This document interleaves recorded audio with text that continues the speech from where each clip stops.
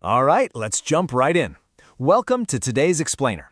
We're taking a spectacular journey back in time, plunging headfirst into the vibrant, dynamic world of ancient Indian kingdoms. We're talking about an era between 1700 and 1400 years ago. It's a time of brilliant military strategists, deeply spiritual art, and sprawling empires that literally reshaped the map of the Indian subcontinent. Okay, let's dive into this incredibly fascinating mystery. Take a look at the structure on your screen. It's a massive, 3-ton iron pillar standing right out in the open air in Delhi. Now, logic tells us that iron left exposed to the elements for over a millennium should just be entirely consumed by rust, right? Yet, this pillar has stood strong, completely rust-free, for 1,500 years. How on earth did ancient Indian metallurgists actually pull this off?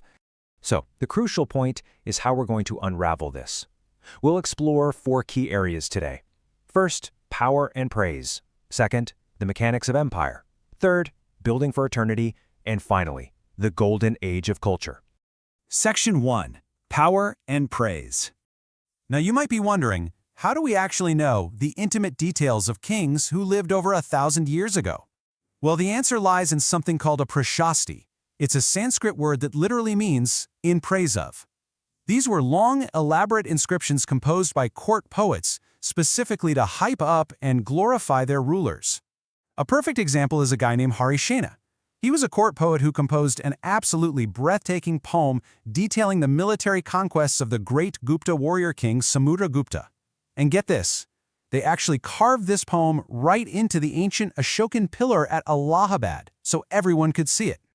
And reading Harisena's Prashasti tells us that Samudragupta wasn't just some brute force warrior. He was a highly strategic politician. He had completely different policies depending on who he was conquering. For instance, the 9 kings of the Aryavarta region, he just completely uprooted them and folded their kingdoms directly into his own empire. But then, for the 12 rulers of Dakshinapatha down in the south, he defeated them, accepted their surrender, and then mercifully allowed them to rule their lands again as his subordinates. He even demanded tribute from outlying areas and neighboring states, basically casting this massive net of influence. But hey, Samudragupta wasn't the only major player in town. Up in the north, we have Harshavardhana. His life was famously chronicled in a biography by his own court poet, Banabhatta. Harsha successfully conquered the east, but you know what happened when he tried to push south across the Narmada River? He hit a brick wall. His expansion was brought to a dead halt, and the guy who stopped him was Pulakeshin II, the absolutely famous ruler of the southern Chalukya dynasty. And of course, Pulakeshin had his own poet, Ravi Kirti, recording all of his glorious deeds too. Moving right along to Section 2, the mechanics of empire. Okay, so having charismatic kings is one thing, but how did these massive empires actually function on a day-to-day basis? I mean, kings couldn't do it all themselves, right? They really needed the support of powerful men. And this led to hereditary posts, where one single person could just hoard multiple massive roles. Take our poet friend Harisena, for example. Imagine trying to hold 3 full-time government jobs today. Because he wasn't just a writer, he concurrently served as a Mahadandanaika, which is a chief judicial officer, a Kumaramachya, meaning an important minister, and a Sandhi Vigrahika, the minister of war and peace. Talk about a busy schedule. The military setup was pretty decentralized too. Instead of paying every single soldier a regular salary out of the royal treasury, kings relied on these military leaders called samantas. So the deal was, these samantas were granted tracts of land. They'd collect their local revenue and use that cash to maintain soldiers, horses, and war equipment, basically bringing them to the king whenever called upon. But, this was a massive double-edged sword. If a ruler ever showed even a hint of weakness, these well-armed samantas would immediately try to break away and just become independent kings themselves. And this brilliantly illustrates how local power was highly organized down in the southern kingdoms, like with the Pallavas. The king didn't sit there micromanaging every single village. Instead, they had these distinct assemblies. The Sabha was an assembly of Brahmin landowners, the was for non-Brahmin landowners, and the Nagaram was an organization strictly for merchants.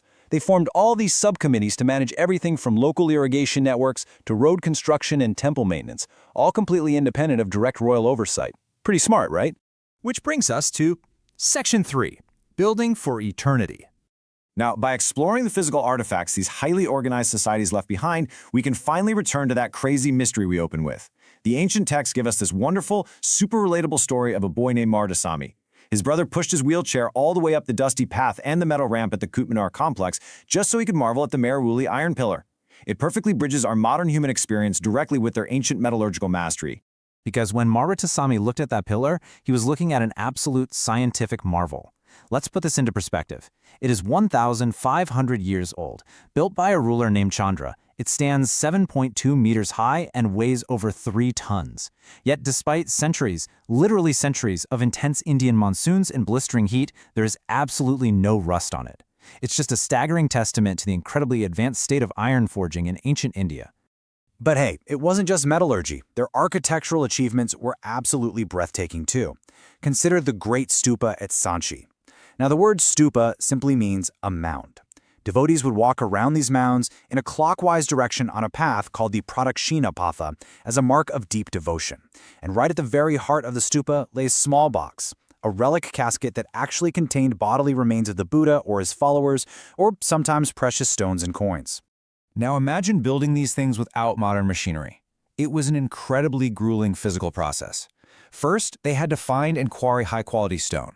Then, they had to shape the heavy blocks, transport them over vast distances, and place them with absolute precision. And while the kings usually footed the heavy construction costs from their treasuries, the stunning, intricate decorations, those were often crowdfunded by ordinary citizens. In fact, at Sanchi, one of the beautiful carved gateways was completely paid for by a local association of ivory workers.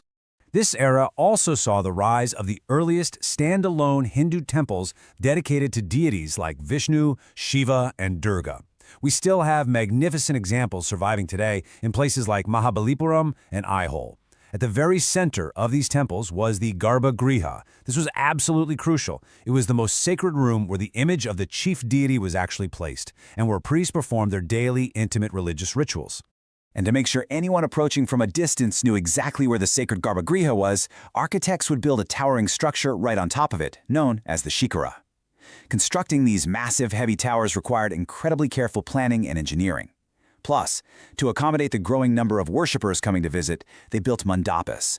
These were large, pillared assembly halls where devotees could gather together communally.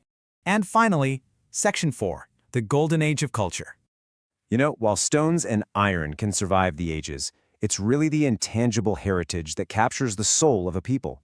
Take the ancient Tamil epic, the Silappatikaram. It tells the deeply emotional story of Kovalan and his wife Kannagi. When Kovalan is wrongly accused of theft and executed by the Pandya king, a totally grief-stricken Kannagi unleashes her fury. She cries out, "Is there no God in a land where the sword of the king is used for the murder of innocent strangers?" It's just an incredibly powerful cry for justice, and it ultimately leads her to destroy the entire city of Madurai. This whole period was also the time when massive oral traditions were finally written down to preserve them. The Puranas, the Mahabharata, and the Ramayana were all recorded in simple Sanskrit. Why simple? So that ordinary people could gather in temples and actually listen to them and understand. Meanwhile, over in the royal courts, legendary poets like Kalidasa were composing these vivid, beautiful verses, perfectly capturing things like the delicate fragrance of the earth after a rain shower or the gentle blowing of a cool breeze. But look, literature wasn't just for the elites. Ordinary people shared their own stories too, and many of these were preserved in the Jataka tales. There's this one famous story about a monkey king. When a human king tried to kill the monkey's troop just to steal their mangoes, the monkey king bravely stretched his own body across a river to create a living bridge. He sacrificed his own life so his followers could cross to safety. It's a really profound tale of true leadership and morality, and ordinary folks loved it so much that it was carved directly into the stupa at Berhar. We've seen rust-proof pillars, colossal stone temples, and epics that survived millennia. Let's move to and see how this builds into our final big thought today. Looking at the incredible, lasting legacy of these ancient Indian empires, what stories, structures, or monuments will our modern civilization leave behind for someone to stand in awe of 1,500 years from today? Thank you so much